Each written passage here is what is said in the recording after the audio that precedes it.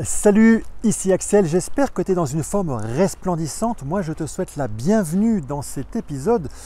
D'ailleurs, je me demande si tu as bien fait de venir parce qu'aujourd'hui, on va parler d'un sujet qui est le sujet de la peur. Et oui, ce sujet, je pense que tout un chacun, on le rencontre une fois dans nos journées. Et aujourd'hui, ce que j'aimerais, c'est te parler des 4 peurs que l'on retrouve le plus souvent. Et reste bien jusqu'à la fin parce que je vais te donner 3 techniques, 3 astuces, 3 états d'esprit, en tous les cas des choses à faire pour pouvoir essayer de s'en affranchir. La première des peurs, c'est notre peur ancestrale, cette fameuse peur de l'inconnu. C'est la peur de Cro-Magnon de se retrouver face à un tigre à dents de sabre. Cro-Magnon, il mettait des barricades autour de son campement, il faisait des feux, il avait des armes et il se préparait à recevoir proprement le tigre à dents de sabre. Seulement voilà, aujourd'hui, le tigre à dents de sabre, il a disparu et les peurs par contre, elles sont restées, elles ne sont plus physiques, ce sont des peurs psychologiques ou des peurs purement mentales, donc elles sont purement fictives. On y repassera par la suite, mais l'une des meilleures techniques, c'est effectivement de passer purement à l'action. Première peur, la peur de l'inconnu. La deuxième peur, tu vas l'adorer, c'est la peur du regard des autres. Et celle-ci, elle fait doublement mal parce que non seulement déjà, on n'est pas toujours dans une forme resplendissante, on a des hauts et on a des bas, et tu le sais, même les personnes que tu crois être au plus haut de leur réussite, ça fait le yo-yo.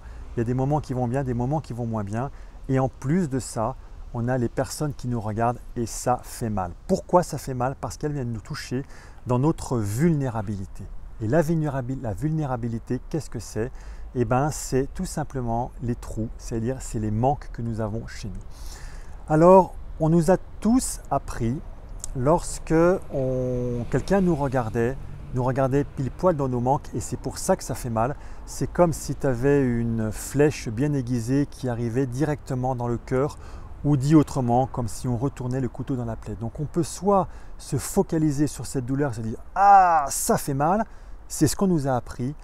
Sache qu'il y a une autre technique, c'est de se dire justement, ça fait mal, mais justement, si le regard des autres vient me montrer ce manque, c'est peut-être l'occasion justement de venir le combler et de devenir une personne, et là ça devient intéressant, une personne non seulement meilleure, mais plus complète. Voilà. Donc ça c'est le deuxième, c'est le regard des autres. Donc il faut savoir que dès que tu veux avancer, tu vas déranger des gens. Tu vas déranger des gens parce que tu vas certainement les mettre face à leurs incompétences, face à leurs doutes. Sache que lorsque tu avances, de toute façon, ta tribu, elle évolue. Donc, ce n'est plus les mêmes personnes qui sont face à toi. Donc, peur du regard des autres. Troisième peur, peur de l'échec. Donc, pour moi, celle-ci, elle est très classique, bien sûr, mais elle est assez facile à faire péter quelque part. Parce qu'il suffit de se poser la question, est-ce que l'échec que j'ai eu, est-ce qu'il me définit? Ou est-ce que c'est tout simplement, je suis tout simplement en train d'apprendre quelque chose? Moi, j'aime souvent donner cette citation très connue de Nelson Mandela qui dit « Moi, de toute façon, je gagne toujours, soit je réussis, soit j'apprends quelque chose. » Et puis la quatrième peur est un peu plus subtile, c'est ce que j'appelle la peur du processus. En fait, c'est ni plus ni moins se dire je suis dans un processus, je sais qu'il va m'arriver des choses, par contre, j'ai peur des obstacles, je suis sur mon chemin. Ce qu'il faut savoir, c'est que ces 4 peurs, il y a des études qui ont été faites là-dessus, et les études ont montré que dans 97% des cas, ces peurs ne se concrétisent pas. 97%. Ça veut dire que toutes ces peurs ne sont que des suppositions, elles sont fictives.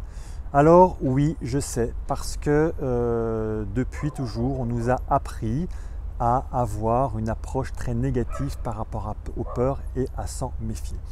Alors là où je voudrais en venir, et c'est les 3 astuces que je voudrais te donner, c'est d'avoir une approche psychologique qui est plus positive, plutôt que d'être dans la peur des peurs, une psychologie qui est plus positive. Et le premier truc, comme tu sais que ce sont des suppositions, on va faire péter la supposition et c'est aller passer à l'action pour aller valider. Je te donne un exemple, dans le cadre de l'entreprise, tu es à une soirée d'affaires, en face de toi tu as ton client, tu espères qu'il va signer la commande, seulement voilà, il fait la gueule.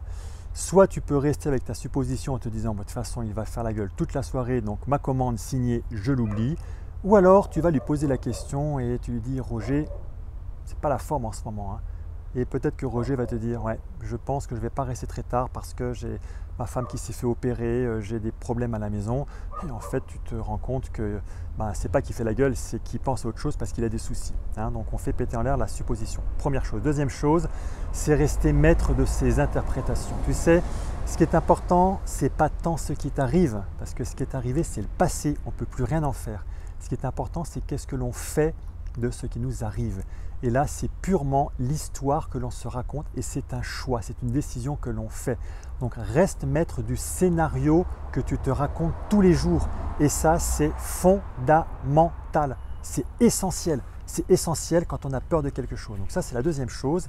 Et puis ensuite, la troisième peur, écoute, c'est tout simplement, tu sais, toutes les personnes, tous les êtres humains qui ont un esprit positif, en fait, ils donnent un sens à cette peur et surtout, ils savent que cette peur est une émotion et qu'une émotion, c'est temporaire, ça ne va pas durer pendant des heures. Une émotion, ça dure quelques minutes.